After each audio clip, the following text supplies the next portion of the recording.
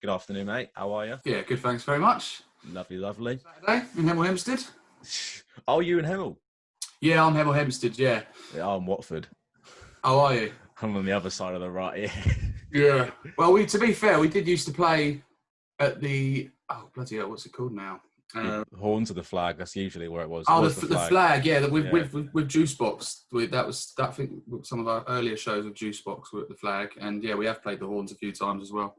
Yeah. That actually kind of segues great into the first question. But real quick before I hop into that, please introduce yourself. That'd be lovely. Oh, sorry, yeah, that would help. Sorry, no, I jogged. My name's Adam. I'm the lead singer of the Shantlys, a 5-piece band from Hemel Hempstead. Lovely, sweet. Yeah, so like you just mentioned there, you've been gigging for a long time with Juicebox, especially even before the Shantlys were the Shantlys. Just talk to me more about that. So, the band itself, we started at secondary school. And so we've actually been, four of us with a band since sort of secondary school. And we, as you do, we were rubbish, started out rubbish. But we just decided one day we want to give this a go. So we just started trying to write music, started trying to, do gigs at the age of sort of 16, 17, and ended up in some of the sort of local sort of pubs around Hemel Hempstead. Ended up catching the attention of someone who then went on to be our manager for a few years. And then we really sort of established ourselves as a band called The Raid. And one of the first places that we did gigs was the Horn in St Albans, because we didn't really know too much about the music scene, where to play, where not to play. As I said, we were playing in sort of local boozers that weren't necessarily music venues. We thought, well, we drink there, so we might as well do a gig there. And so we were sort of learning along the way, and the Horn were one of the first venues that we actually played at, and obviously had that proper sound system, a proper music venue, so to speak, with stage and all those types of things. And from then on in, we never really looked back. Up until we did relatively well with The Raid. We got some sort of, some attention from labels and bits and pieces like that. Did some music videos and released some material on like channels like MTV and stuff like that. Yeah, wow. It never really materialised, and so we made the decision to sort of not dissolve the band, just decide to name The Raid, because it had sort of had its day as much as anything. And we also wanted to take the musical direction somewhere else.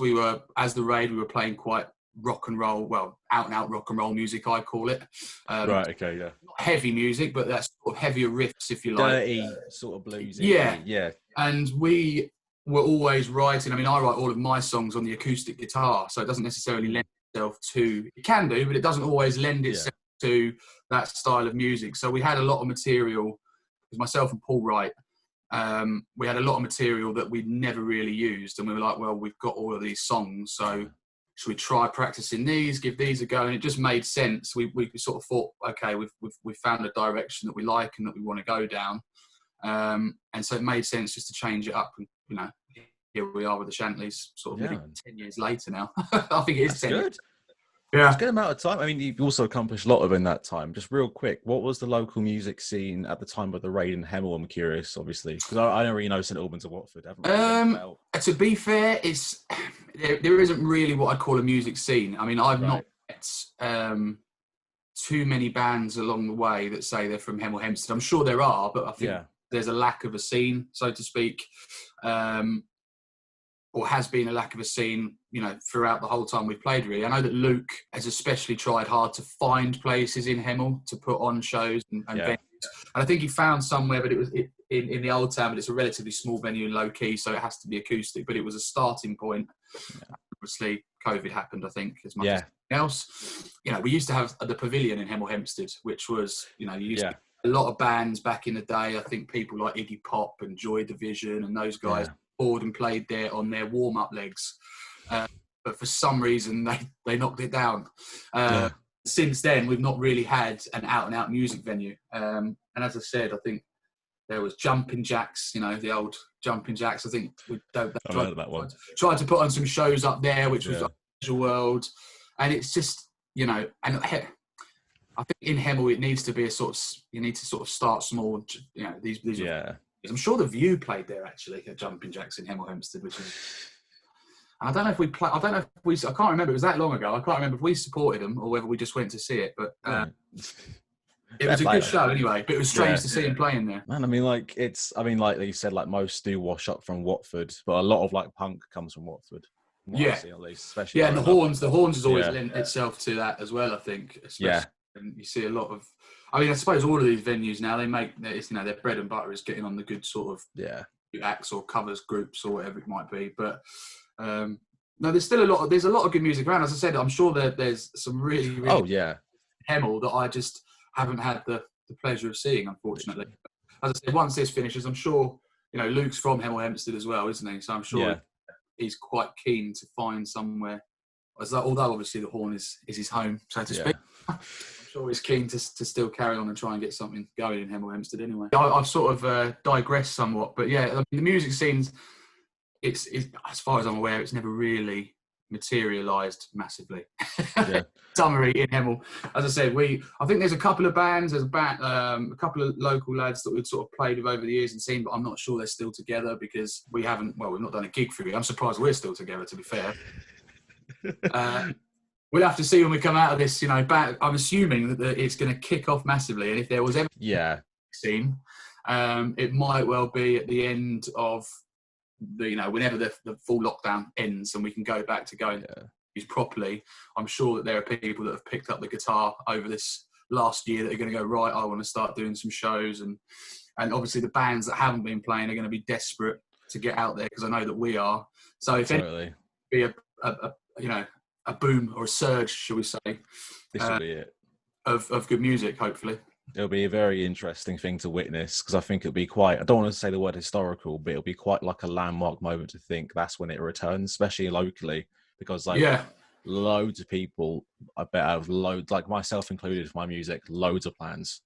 And that's going to be a very exciting and non-stop era of music. Yeah, I think we'll struggle to get a gig to begin with. I bet everyone's going to struggle.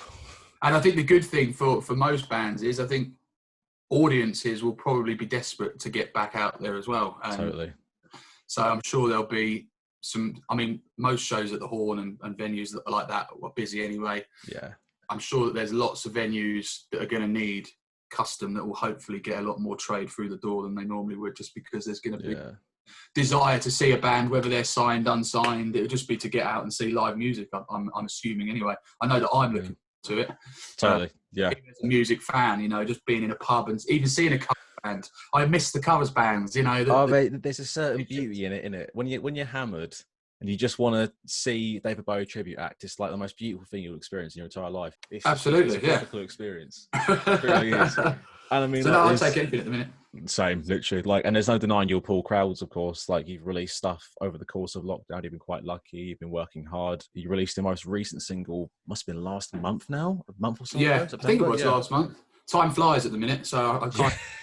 We released so long, and it was in between the two. Yeah. So we managed to get a music video done, and I think especially.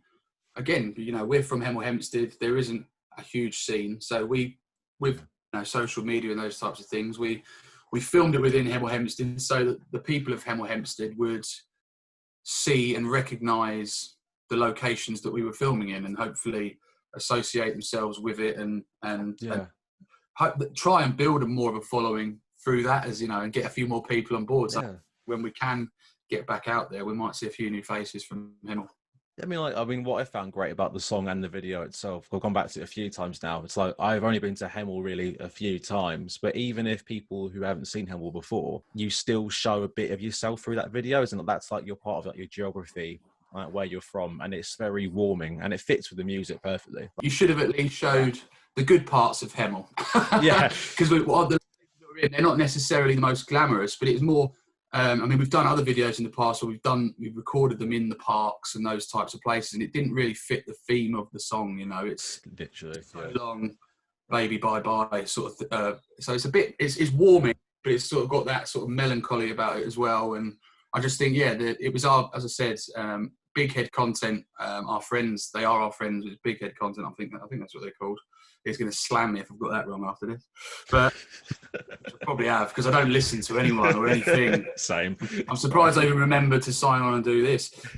They actually listened to the song and thought that, you know, the sets, well, we call them a set. We basically just walked around Hemel making. Well, I felt like a bit of a fool. Don't get me wrong. Singing down a road that a load of people live on. A lot of cameras out the window and things like that. But just in case I was someone who I'm really not. There you are. Well, I'd like to think so. I'm the voice. I'd like to think I'm the voice of Hemel, but I think that might be a stretch. And so they came up with the idea, and it worked out really nicely. And it you know, although people say it doesn't glamorise Hemel, I think it still makes Hemel look pretty cool. Yeah, I don't think you glamorise. This isn't supposed to be an insult to Hemel. I don't think you glamorise it, but you show what it is to you guys. Yeah, absolutely. Even with the even down to the filters and the approach of like the way you frame things, it does feel like a home movie sort of feel. Yeah, from that. Yeah, I'm going to give them all. I'm going to give the lads all the credit for that. The producers and the directors, or whatever you want to call them. Didn't really have any part to play, but we just trust them because we know. As I said, they're our friends. They know us, so they sort of know what we're about. And so there's we sort of needed to give very little input. They just sort of tell us, stand there, sit here, sing there, and trust that it's going to look as good as it did, basically. I mean, again, like going back to like the thing that it evokes, it does. I mean, all of your music with the Shantlys really does evoke that sort of like Manchester Britpop feel, and you can't deny that. And like, I mean, this probably goes back to what you said about writing. What do you still write on the acoustic guitar mostly? Yeah. Go to that?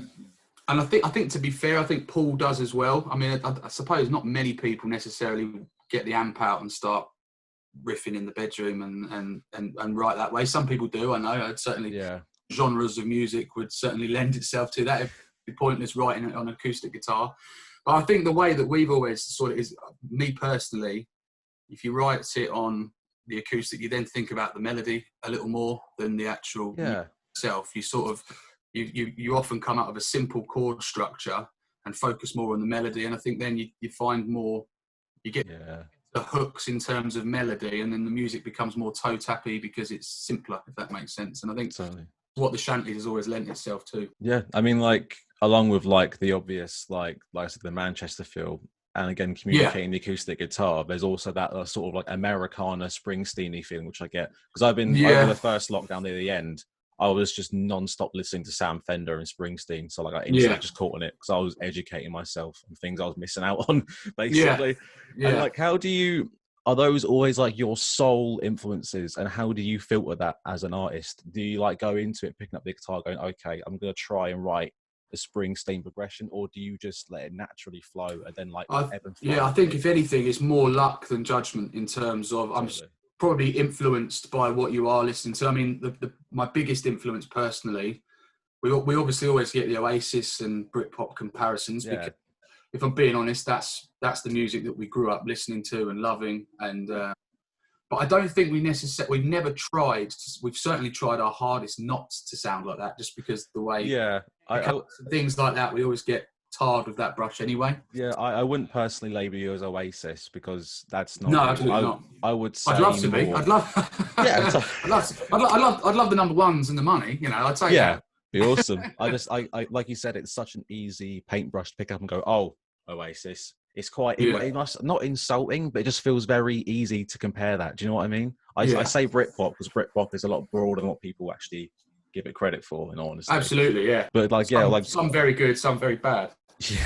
What would I mean, on the show we've been lucky to chat to some great ones, but like, what would be like yours then? Because you mentioned that like one of your main influences or people. I feel like you're going to say the Beatles, but I'm not sure. Who would that have been? Oh no, it was Johnny Cash. Nice. Okay. Yeah. Personally, and although it doesn't really come through in the music, in terms of singing, Elvis Presley as well. They're the people. Funny enough, I was up late last night drinking on my own in my flat. It's Friday. Watching Elvis Presley videos on YouTube. Just because, you know, love him all over me. He had an unbelievable sound, you know, in terms of vocally. Yeah. Whenever I'm drunk, I always say I'm better than Elvis for some reason. as some of my friends attest to, which fair. might be somewhat, the intoxication taking over there. I don't know if I believe that, but it'd be nice to believe that you were.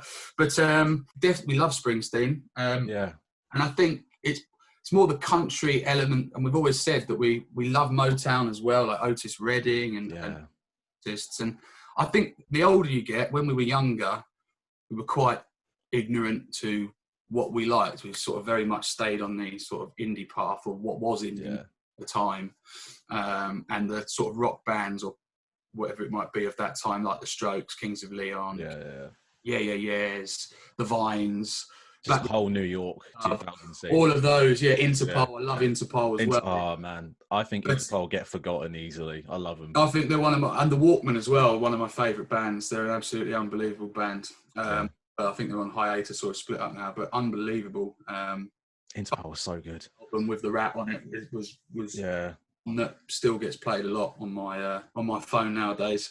Mate, I gravitate towards Turn on the Bright Lights so much still. Just like an album to put on. It's just so good, and not enough people talk about it. I mean, I love Antics, especially love Antics, but that album, I got Antics first because it was Slow Hands that sort of kicked me into my sort of love affair with Interpol, if you like. But then I got into got the earlier stuff after that. But I've ever since then, when you still bought CDs, I used to go out and get every single time, and they've always got. They're a band where you have to listen to the album. You can't just. But if you listen to the album, they're a band that sort of give you. They're a band that sort of argue the case. Well, we should still have albums because it's sort of a journey. Totally. A lot of the time now, it's really easy just to throw away songs and throw away albums just because we've got so much access to it, I guess, as opposed to saving up, going and spending it on a record and then listening to it until it's scratched to death. I think. I mean, like I don't know what was mine. Now we're going to talk about Interpol now. I think it was Heinrich Maneuver that got me into them. That's a tune. Off Love to Admire, I think. That might have been my first one. I found out about that before Bright Lights. I had no idea that was a thing. It was obviously, like you said, like Strokes, yeahs. I just read that. Have you read that Meet Me in the Bathroom book, which documents the whole I actually haven't, no. Get on that. As the rest of the band will attest to, I don't read very much. I can barely write, I think. No, I can write.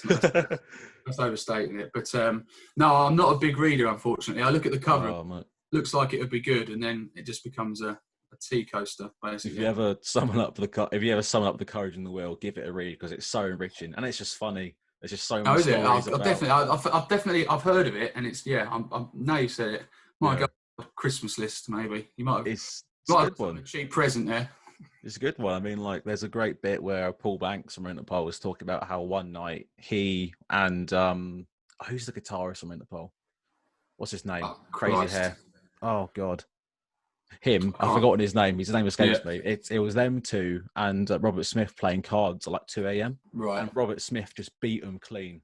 Instantly, then just walked away. And they were drunk. Robert Smith was sober. He just walked in, beat him, and left because he was just a nice guy. They just hanged out with him a lot on tour. So many good little like rock and roll stories in that book. With the influences and with the latest single, would this be like an indicator for what is to come of you guys? Would you stick more to the roots of the first album, which you recorded in Abbey Road, which is why I just instantly thought of Beatles earlier, or were you going? Oh right, of course. I mean, funnily enough, we recorded the album years ago, and it just sat. We never released it. It never got released. And we were like, well, we've got 12 songs, some of which we still play live.